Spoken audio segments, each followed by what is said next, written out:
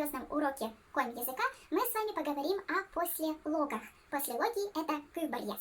В русском языке, чтобы обозначить четкое конкретное местоположение предмета либо человека, мы употребляем предлоги. Например, находится где? На столе, на стуле, под кроватью, под окнами и так далее.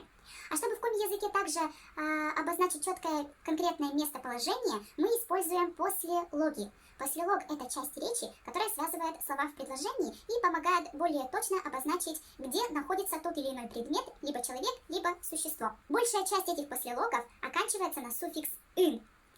Керка пычкин зев сестем. Внутри дома очень чисто. Пычкин – внутри.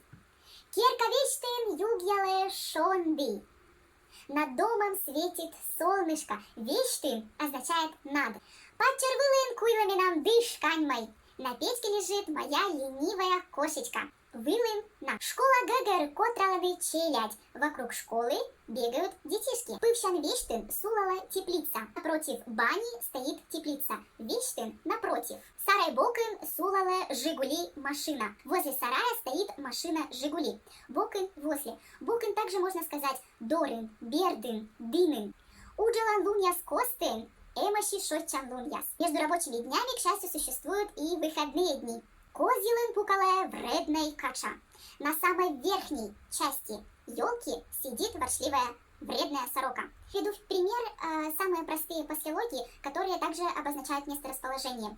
Видж шерин в центре луга.